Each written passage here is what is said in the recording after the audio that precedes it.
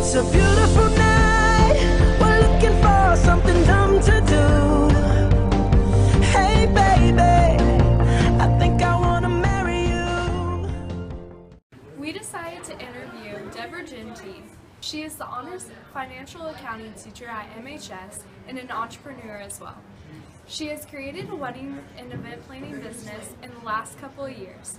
Here's what she has to say about owning her own company. What experience do you have when you first started up the business, and how did your cost and everything, how do you figure out Well, the experience that I think I brought to it was when I worked for a large corporation, I was just kind of thrown in to plan different corporate events, and so through that I just kind of learned how to, I was always pretty organized, and I love the challenge and the hunt of going out and finding the best vendor at the best price.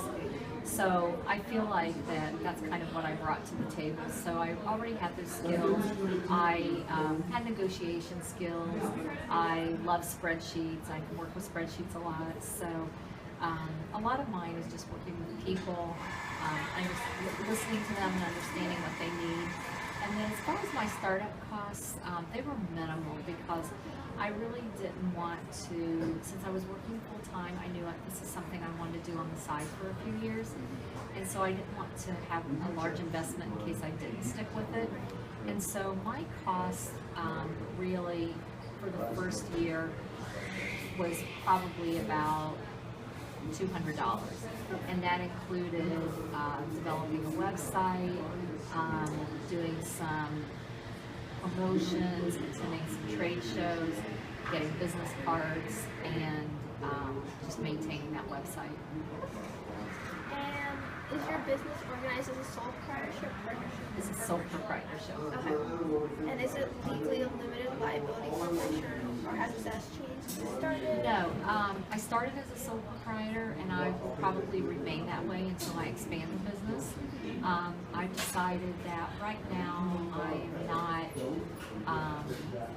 it's not too high of a risk for me, and so until I start dealing with some larger budgets or more brides, will I make it an LLC for that protection. But right now I feel comfortable with it being a sole proprietorship.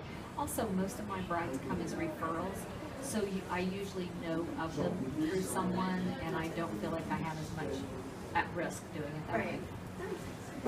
What is the most rewarding thing about running a business, and what is the most challenging about running a business? What have you given up personally or professionally as a result of running it? What's rewarding is you can make it whatever you want to make it. So during the school year, I turned down a lot of opportunities because I really don't want to be, I want to focus on school during the school year. And during the summer, you know, in the spring and late winter, I start looking for the opportunities for summer weddings. So that's very rewarding because you're kind of in control of your own destiny. You can make it as big or as small as you want. I would say what I've given up is a lot of weekends, because what you tend to forget when you get into this business is every event and every wedding is an evening or a weekend. And so sometimes at first that was kind of hard for me because I thought, wait, I didn't sign up to work weekends. But then when you get there, you're just in the moment with the wedding party, and it's so fun and it's so rewarding. What factor has been the most challenging to put to good use? Land, labor, or capital, and why? I would say probably labor, because I started off and I had a couple of people who wanted to work for me, and I had them lined up to go to the events just because every wedding is so different because they're all held at different venues. So you have to expect the unexpected to happen. And so oftentimes that requires extra bodies there to help, or extra legs to run and do something.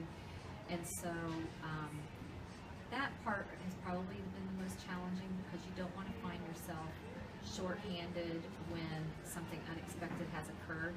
But then on the other hand, you don't want to pay for that labor if you're there and you can do it all anyway.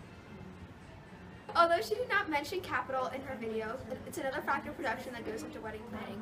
Capital is all of the resources that she organizes and puts together. And so now we're going to go back to her with the improvements that she would like to make to her company.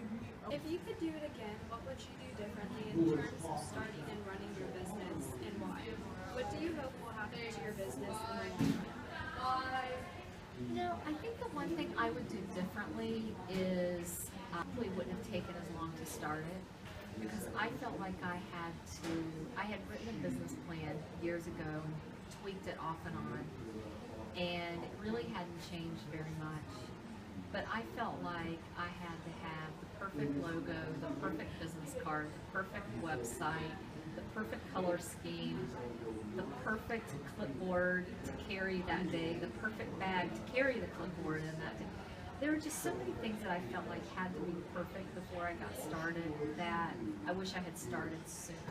You know what? I hope that whenever I decide that it's time to leave the classroom, that that I can expand this business, because I love working with people and I love helping people, and I love decorating, and I love, this kind of is my creative outlet, and so I think it would be fun. I can't imagine not what else I would do other than teaching, because of the helping component that goes along with it, but I feel like this will allow me an outlet to be creative and feel like I'm accomplishing a little bit of a hobby, and at the same time help brides. So, you know, people always, if you ask a nurse, they'll say, you know, there's nothing better than working in labor and delivery, because it's such a happy place. You know, no one is sick. Everyone, you know, they might be in a little bit of pain, but all of a sudden they have this beautiful baby and they forget all about that. It's the same thing in the wedding industry. There's a lot of stress leading up to that day, but it is such a happy day, and it's so fun just being in such a festive environment on that day. Is it the look in your eyes, or is it this dancing juice? Who cares, baby? I think I wanna make